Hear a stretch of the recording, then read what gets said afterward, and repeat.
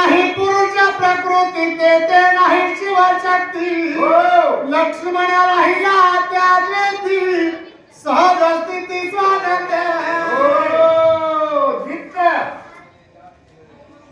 पुरुष आणि प्रकृती याचा भेदच नाही, भेदच राहू नये अशा प्रकारची अवस्था पूर्ण ब्रह्मरूप झाल्यामुळे लक्ष्मणाची झाली आणि लक्ष्मण जे आहे मोठ्या आनंदाने शक्तीला आपल्या ठिकाणी ठाव देण्याकरता तत्पर झालेले आहे.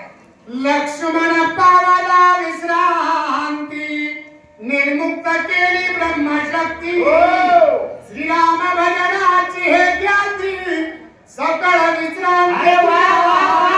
एवढ्यामध्ये लक्ष्मण भैयानं आपल्या हृदयाच्या ठिकाणी शक्तीला स्थान दिले आणि लक्ष्मण भैया निवांत अशा प्रकारे निश्चिंत झाले आणि त्या शक्तीला सुद्धा ब्रह्मशक्तीला सुद्धा निर्वाणीचा ठाव देऊन ठिकाणा देऊन आणि निर्भय हो अशा प्रकारचं ब्रह्मशक्तीला सुद्धा वरदान दिले.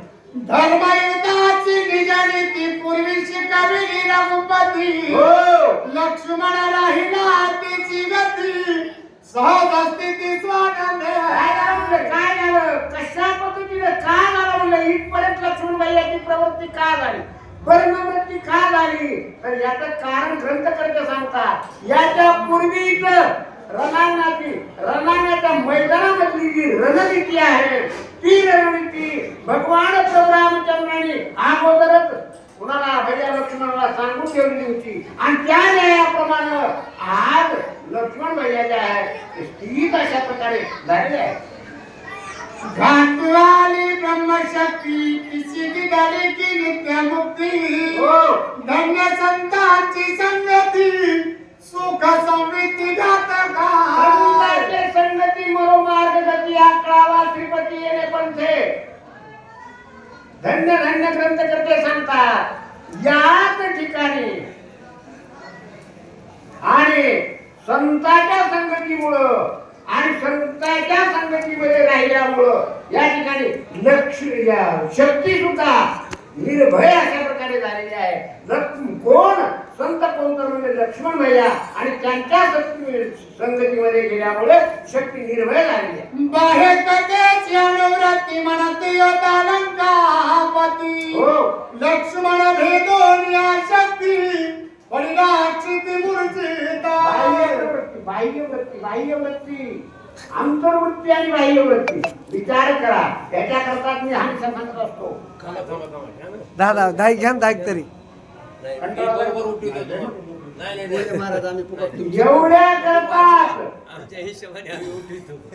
एवढ्या करतात सांगत पण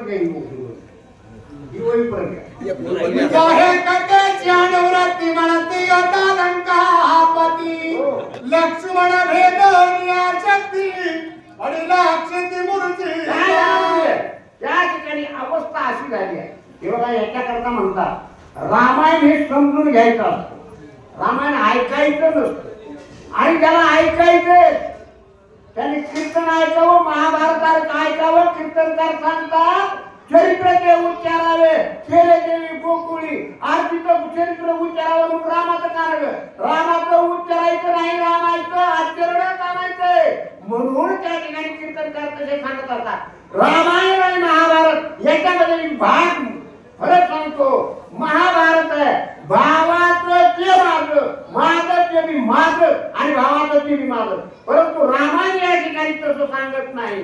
माझ्या भावाचं ते तर भावाचं पण माझं ते पण माझ्या भावाचं असं या ठिकाणी रामायण सांगतं आणि त्यामुळं रामायणाचं हे समजून घेण्याचा भाग आहे हा नुसता ऐकण्याचा किंवा उच्चार करण्याचा नाही. त्याप्रमाणे या ठिकाणी रणांगणाच्या मैदानामध्ये अवस्था अशी झाली बाह्य रूपानं बघणाऱ्या लोकांना असं वाटतं वा वा वा वा काय राजा रावण योद्धा आहे. राजा रावणानं म्हणजे लक्ष्मणाला गळ्याकिर्ती पाळलेला आहे अशी स्थिती झाली.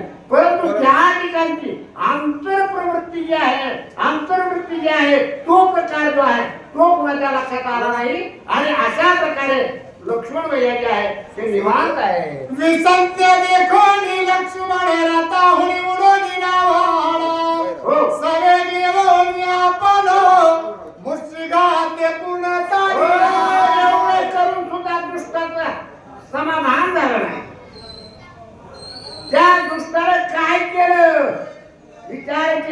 अरे शत्रू तर आता मूर्छित पडलाय.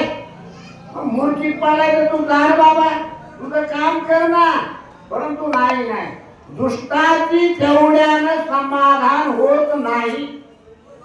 त्या रावणानं रथावरून उतरून आणि लक्ष्मण भैयाला पुन्हा मुष्टिघात करायला सुरुवात केली. रावण हानिता मुष्टिघात सणानिले दोन्ही हस्त धापादा तला लंकानात पडत पडत सावरित अरे रणांगणाच्या ठिकाणी मूर्छित पडलेला तो राम भक्त, मूर्छित पडलेला तो वैष्णव आणि त्याच्यावरती मुष्टिघात करण्याकरता रावण पोहोचला. आणि मुष्टिघात केल्याबरोबर परिणाम काय झाला?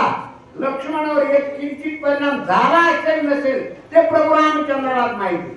मात्र याचा हात जो आहे तो हात झालून गेला आणि परत एवढंच नाही तर त्याला मूर्छना यायची वेळ आली. बलाढ्याचा शक्तिशाली होता, कमी शक्ती नव्हती.